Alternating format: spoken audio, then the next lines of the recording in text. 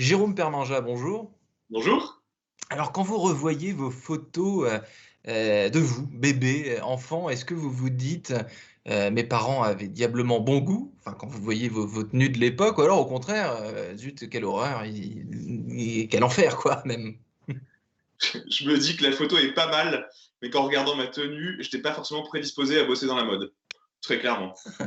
Donc, petite critique tout de même, petite pique pour les parents. Pour la tenue de l'époque, mais bon, elle était adaptée à l'époque.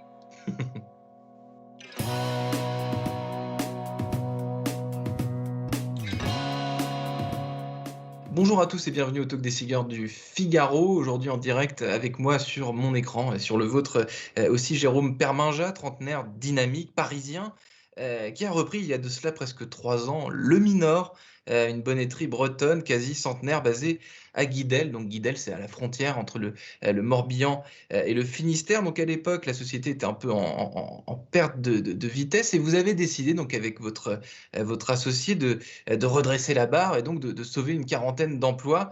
Pourquoi? Qu'est-ce qui, il y a 3 ans, qu'est-ce qui se passe dans votre tête? Comment vous découvrez l'existence de cette société? Et qu'est-ce qui vous anime? Qu'est-ce qui vous motive, Jérôme Perminja? Alors, il se trouve que la découverte de cette société date d'un peu plus de 3 ans. En fait, en 2012, j'ai créé une boîte qui faisait des nœuds papillons et des accessoires pour hommes qui s'appelle le Flageolet, avec mon associé de l'époque qui s'appelle Sylvain. Et on a cherché en 2015 à faire des bonnets. Et en cherchant une entreprise familiale qui fabrique des bonnets en France, on est tombé sur le Minor.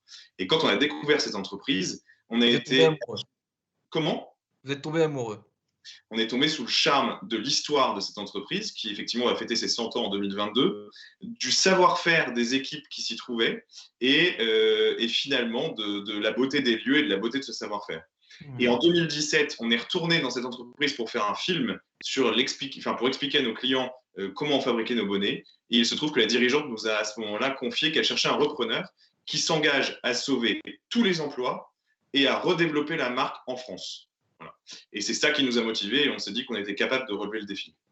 C'était un beau challenge. Comment est-ce que vous avez redressé la barre justement en 3 ans? Qu'est-ce que vous avez changé dans le fonctionnement, dans la création? Racontez-moi tout, parce que 3 ans, c'est à la fois beaucoup et pas beaucoup. On reparlera ensuite de votre chiffre d'affaires et notamment de votre activité à l'étranger.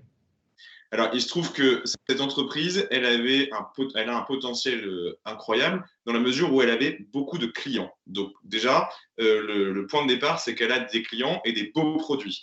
Il se trouve que le problème principal est un problème de gestion et de transmission des compétences, puisque quand en 2018 on arrive, la moyenne d'âge est de 58 ans et il y a 22 personnes. Il faut juste savoir qu'aujourd'hui, on est 59 avec une moyenne d'âge de 34 ans. Donc, on a fait un changement complet en termes de transmission des compétences et on a industrialisé les process. Il se trouve qu'en 2018 et dans les dernières années de la famille Grammatico qui nous précédait, aucun process industriel n'était mis en place.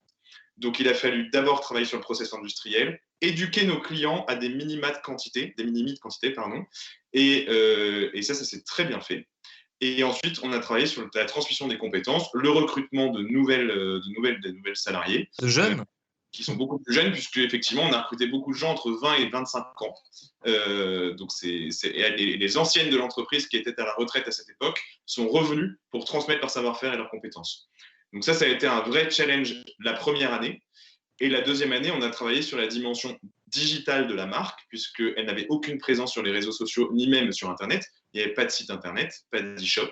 Et du coup, on a travaillé sur la partie commerciale, en refaisant des créations et des collections, chose qu'il n'y avait plus depuis 15 ans environ. Donc, on a pour ça embauché un directeur artistique qui s'appelle Gauthier Borsarello, qui est le co-rédacteur de l'étiquette aussi, avec Marc Boger, et qui a travaillé avec nous avec comme mandat principal de repositionner la marque Le Minor comme ce qu'elle était il y a une trentaine d'années, c'est-à-dire une marque de prêt-à-porter haut de gamme spécialiste de la maille et du vêtement de haut, parce qu'on fait principalement des vêtements de haut.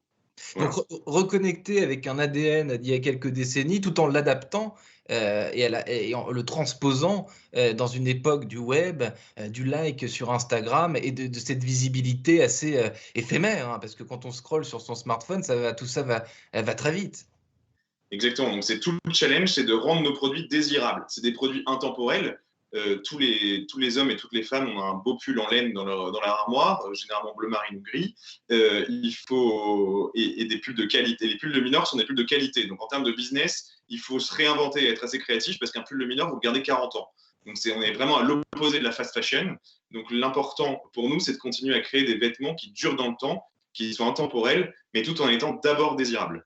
Et donc c'est pour ça que Gauthier travaille avec nous pour rendre les fittings de ces vêtements qui vont avoir maintenant 45, 50 ans, beaucoup plus actuels, beaucoup plus modernes et portés par une nouvelle génération, plutôt une génération trentenaire, quarantenaire que nous représentons.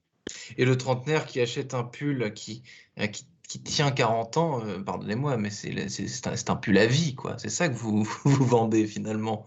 Mais clairement, c'est un pull à vie, effectivement. Et on a été absolument subjugué quand on a repris cette entreprise de voir le nombre de personnes qui venaient avec des pulls qui avaient entre 20 et 30 ans et qui commençaient à peine à s'effilocher en bas de manche et nous demandaient de les repriser simplement. Alors du coup, on a créé un rayon seconde main, si je puis dire, où on propose aux clients, pour dynamiser un petit peu le business quand même, de nous rendre un pull qui a entre 20 et 30 ans, sur lequel on lui propose une remise commerciale sur un achat d'un nouveau pull. Voilà, c'est quelque chose qui marche très très bien. On a ouvert ce rayon seconde main il y a 3 semaines à peu près. Vous avez parlé, Jérôme Perminjat, du business en France, mais j'ai lu que vous faisiez une partie non négligeable de votre chiffre d'affaires au Japon, par exemple. On sait que les Japonais apprécient, adorent même notre art de vivre à la française. Est-ce que l'international, ce chantier, c'est quelque chose qui vous préoccupe autant que l'image de la marque à l'intérieur de nos frontières françaises? Alors absolument. Il se trouve que quand on a repris cette entreprise, nos prédécesseurs avaient abandonné le marché français et le marché européen pour le laisser à des entreprises qui sont plus des industriels du vêtement marin sur lesquels l'entreprise ne pouvait pas être en concurrence frontale, et ont choisi de développer la marque à l'export. Et à l'export, ça a très bien marché depuis 1989 en Asie et principalement au Japon, qui représentait en 2018 quasiment 70% du chiffre d'affaires de l'entreprise. Alors, il a baissé en valeur, puisque nous sommes à 50% du chiffre d'affaires de l'entreprise, mais tout en augmentant les volumes, évidemment. Ça légitime la qualité de nos produits et leur côté mode, puisque vraiment, en Asie, on fabrique des produits principalement pour la femme et principalement en coton, mais on a 1200 revendeurs en Asie. Donc, on a vraiment un positionnement luxe, quasi-luxe en tout cas. Et donc notre enjeu, il est évidemment de développer l'image de la marque en France et en Europe, en gardant ce même positionnement-là, et vraiment en faisant des produits désirables.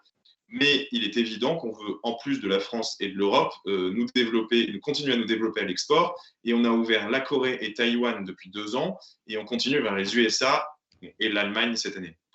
Vous parlez de la mode, justement, c'est un gros mot, Jérôme Perminjat, mais les tendances, la mode, on connaît évidemment des marques qui incarnent eux aussi ces vêtements de bord de mer, ces vêtements marins, ces pulls en maille qu'on décrivait tout à l'heure. Comment est-ce que vous positionnez face à cette concurrence? Qu'est-ce qui vous différencie d'eux finalement?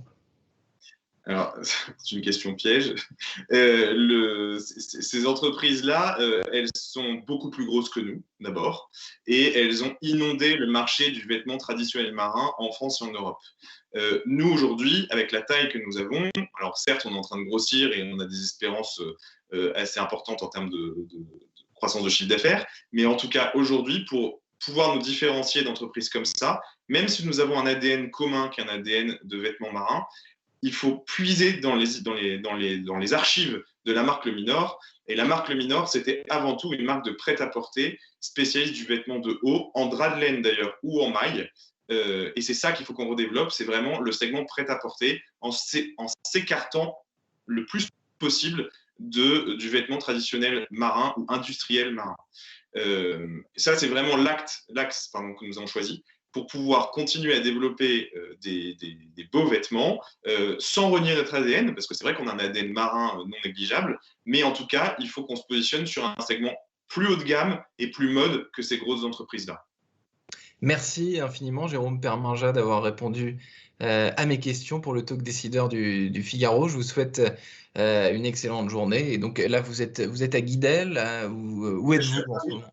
je suis à Paris parce qu'on a une boutique à Paris qui est rue du Sabot, à l'angle de la rue de Rennes et du boulevard Saint-Germain. Et je viens toutes les semaines parce qu'on a des rendez-vous assez régulièrement ici. Eh bien, Voilà. dans ce cas, bonne fin de journée et bon retour en Bretagne. Merci. J'imagine que vous retournerez à Guidel bientôt. Et Merci. mais- À bientôt, Jérôme Perninja. Bonne fin de journée. Au revoir.